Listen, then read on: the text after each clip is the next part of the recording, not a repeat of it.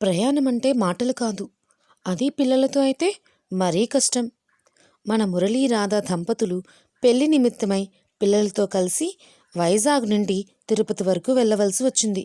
మరి వారు ఆ ప్రయాణం ఎలా సాగించారో ఈ కథ మొత్తం చూస్తే మీకే అర్థమవుతుంది. మురళీ రాధకి పెళ్ళయి 8 సంవత్సరాలైంది. మురళి ఉద్యోగరీత్యా తిరుపతి నుండి వైజాగ్ వచ్చాడు. ఇక వైజాగ్లోనే ఒక చిన్న ఇల్లు కొనుక్కొని అక్కడే నివాసముంటున్నాడు. మురళి కన్నవారిది తిరుపతి. మురళికి 2 పిల్లలు. పిల్లలు చిన్నవాళ్ళు కాబట్టి రాధ డిగ్రీ వరకు చదువుకున్నా ఇంటి దగ్గరే ఉండి పిల్లల్ని చూసుకుంటుంది. మురళి తల్లిదండ్రులు పిల్లల్ని తీసుకుని తిరుపతికి రమ్మన్నా మురళి చిన్నపిల్లలతో దూర ప్రయాణాలు కష్టమని తల్లిదండ్రులని వైజాగ్ రప్పించుకునేవాడు. ఒక ఆదివారం రోజు మురళి తన పిల్లలతో ఆడుకుంటూ ఉంటున్నాడు. రాధ వంటగదిలో అరటికాయ బజ్జీలు వేస్తుంది. ఈ లోపల గేటు శబ్దం వినిపిస్తుంది. ఎవరు గేటు కొడుతున్నారబ్బా అని చూస్తే మురళి, చిన్నాన్న, పిన్ని గేటు దగ్గర ఉన్నారు. గబగబా లేచి షర్ట్ వేసుకొని గేటు దగ్గరికి వెళ్ళి వాళ్ళను పలకరించి ఇంటి లోపలికి తీసుకువస్తాడు. వంటగదిలో నుంచి రాధ, ఏవండి, ఎవరొచ్చారు? గేటు శబ్దం వినిపించింది. రాధా, మంచినీళ్ళు పట్టుకురా, తిరుపతి నుంచి మా పిన్ని బాబాయ్ వచ్చారు అవునా, తెస్తున్నానండి అంటూ గబగబా చీర సర్దుకొని కంచంలో తన ముఖం చూసి బొట్టు జుట్టు సరిచేసుకొని ప్లేట్లలో 2 గ్లాసులతో మంచినీళ్ళు పట్టుకొస్తుంది. అత్తయ్య, మావయ్య ఎలా ఉన్నారు? బాగున్నారా అని కుశల ప్రశ్నలు అడుగుతుంది. పిల్లలిద్దరూ ఎవరో కొత్త వాళ్ళు వచ్చారు అని గదిలోకి పారిపోయి తలుపు చాటు నుంచి చూస్తూ ఉంటారు. బాగున్నాం తల్లి, నువ్వెలా ఉన్నావు? అమ్మా నాన్న బాగున్నారా? ఈ మధ్యలో వచ్చారా ఇక్కడికి? పోయిన బుధవారం వచ్చి చూసి వెళ్ళిపోయారు చిన్న మావయ్య. ఏవర్రా పిల్లలు, అలా తలుపు ఇరుకు నుండి చూస్తున్నారు? ఇలా రండి దగ్గరికి. ఇదిగో మీకోసం చాక్లెట్లు, బిస్కెట్లు, స్వీట్స్, పళ్ళు తీసుకొచ్చాను అని మురళి వాళ్ళ పిన్ని దగ్గరికి పిలుస్తుంది పిల్లల్ని. ఇప్పుడు ఎందుకండి చిన్నత్తయ్య? అలా అంటావేంటే పిల్ల? చిన్నపిల్లలున్నింటికి ఉత్త చేతులతో రాగలమా ఏంటి? ఇదిగో ఇవి తీసుకో, పిల్లలకి పెట్టు అని కవర్లు రాధకి ఇస్తుంది. ఈ లోపల వంటగదిలో నుండి నూనె బాగా మరిగిన వాసన వస్తూ ఉంటుంది. మురళి వాళ్ళ పిన్ని, అమ్మాయి, ఏమైనా పొయ్యి మీద పెట్టి మర్చిపోయావా ఏంటి? వాసన వస్తుంది అని అంటుంది. అయ్యో, పొయ్యి మీద నూనె పెట్టి మర్చిపోయాను. ఉండండి అత్తయ్య, మీకు మావయ్య గారికి వేడివేడి అరటికాయ బజ్జీలు వేసి తీసుకొస్తాను అని వంటగదిలోకి పరిగెడుతుంది రాధ. ఇంతలో మురళి చిన్నాన్న, అమ్మాయి, అదే చేత్తో కాస్త వేడివేడి కాఫీ పట్టుకొని రామ్మా అని అడుగుతాడు. సరే మావయ్య, తప్పకుండా అని వంటగదిలో నుంచి సమాధానం చెబుతుంది రాధ. ఇటు మురళి వాళ్ళ చిన్నాన్నతో మాట్లాడుతూ ఉంటాడు.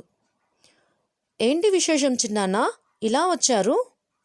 పెద్ద విశేషమేరా, పెద్ద చెల్లి శాంతికి పెళ్లి కుదిరింది. హో, చాలా మంచి విషయం చెప్పారు చిన్నాన్న. అబ్బాయిది ఏ ఊరు? ఏం చేస్తూ ఉంటాడు? అంతా ఎంక్వైరీ చేయించారా? అన్నీ కనుక్కున్నాన్రా. అబ్బాయిది హైదరాబాద్, ఒక్కడే కొడుకు. ఆస్తులు అవి బాగానే ఉన్నాయి. కంపెనీ పేరు గుర్తులేదు కానీ ఏదో కంపెనీలో మేనేజర్గా పనిచేస్తున్నాడు. మన శాంతి ఆ అబ్బాయికి నచ్చిందిరా. ఇద్దరి ఈడుజోడు కూడా చాలా బాగుంటుంది. మరి శాంతికి ఆ అబ్బాయి నచ్చాడా?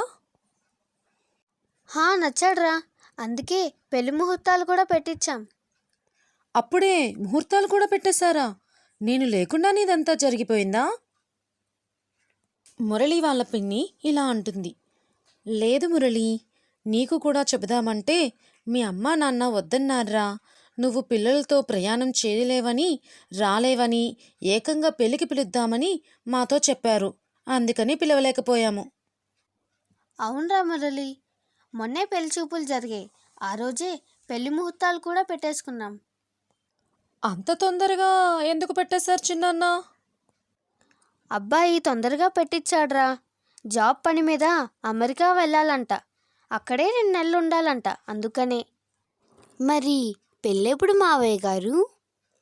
అంటూ రాధ ఒక ప్లేటు నిండా అరటికాయ బజ్జీలు, మరో ప్లేట్లో 3 కాఫీ గ్లాసులు తీసుకొస్తుంది.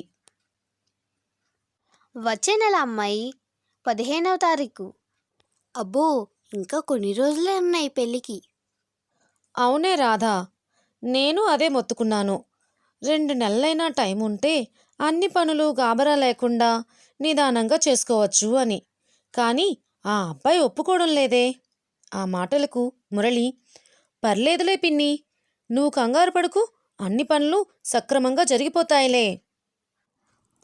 అవునరా మురళి, అన్ని పనులు సక్రమంగా జరగాలి అంటే నువ్వు కోడలి పిల్ల నెల రోజులకు ముందే ఇంట్లో ఉండాలి. బాబోయ్ చిన్నాన్న, నెల రోజులు సెలవంటే నా ఉద్యోగం పీకేస్తారు. మరి నువ్వే కదరా దానికి అన్నేవి. నువ్వే దగ్గరుండి చేయకపోతే ఇంకెవరు వచ్చి చేస్తారు మరి? నేను చెయ్యను అనట్లేదు చిన్నాన్న, నెల రోజుల ముందే ఎందుకు అని. ఒక 10 రోజులు ముందుగానే వస్తానులే. అదేంట్రా మురళి, 10 రోజులంటావు? పోనీ ఒక 15 రోజులు ముందుగానైనా రానాన్నా? ఇప్పుడైతే మాతో పాటు కోడల్ని పిల్లల్ని తీసుకుపోతాము. ఇప్పటినుంచి వాళ్ళెందుకు పిన్ని అక్కడికి, నేను తీసుకొస్తానులే అని మురళి అంటాడు. అలా వారందరూ బజ్జీలు తింటూ ఆ కబుర్లు ఈ కబుర్లు మాట్లాడుకుంటూ కాఫీలు తాగుతారు. ఇక మురళి చిన్నాన్న పిన్ని వాళ్ళు అక్కడి నుండి బయలుదేరుతారు. వారు వెళ్ళేటప్పుడు తప్పకుండా 15 రోజులు ముందుగానే ఇంటికి రమ్మంటారు. మురళి రాధ సరేనంటారు. ఏవండి, ఆఫీస్లో సెలవుల కోసం ముందే అడిగియండి. ఓ పని చేయండి, రేపే అడిగియండి. సరే రాధా, రేపే అడుగుతాను. పిల్లల స్కూల్లో కూడా నువ్వు ఫోన్లు చేసి 15 రోజులు లీవ్ అడుగు సరేనండి, అడుగుతాను అని అంటుంది. ఇక తిరుపతికి వెళ్ళడానికి 5 రోజుల సమయమే ఉంది. రాధ పిల్లల బట్టలు, మురళి బట్టలు, ఇంకా తన బట్టలు అన్నీ బ్యాగులలో సర్దుకుంటుంది.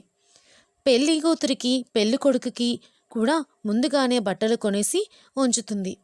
మురళి బస్సు ప్రయాణం అంటే రాధ ట్రైన్ టికెట్లు బుక్ చేయిస్తుంది.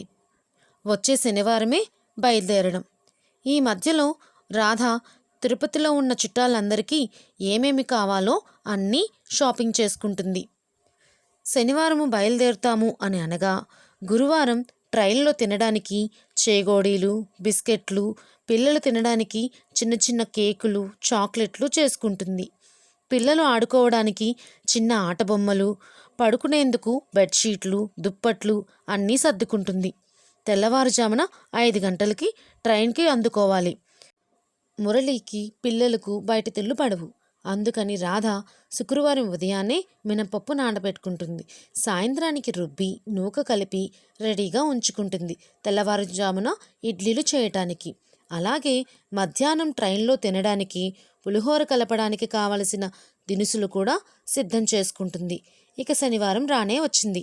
తెల్లవారుజామున 3 గంటలకి రాధ నిద్రలేచి ఇల్లు మొత్తం శుభ్రం చేసుకొని స్నానం చేసి పొయ్యి వెలిగించి ఇడ్లీలు టమాటా చట్నీ చేస్తుంది.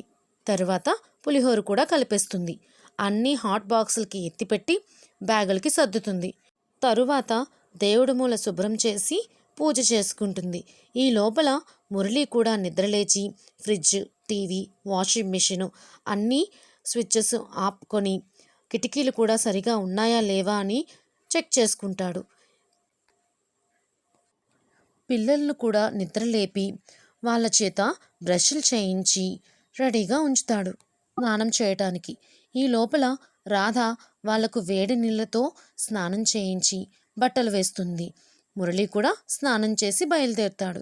ఇక పొద్దున్నే టిఫిన్స్ ఏం తింటామని రాధ మురళికి తనకి వేడి టీ కలుపుతుంది. పిల్లలకు కొంచెం బూస్ట్ కలిపి ఇచ్చేస్తుంది. ఇంకా మురళి రాధ కూడా చకచక టీ తాగేసి బ్యాగులు బయటను పెట్టి ఫ్యాన్ లైట్స్ స్విచ్చెస్ ఆపామా లేదా అని మళ్ళీ చెక్ చేసుకుంటారు.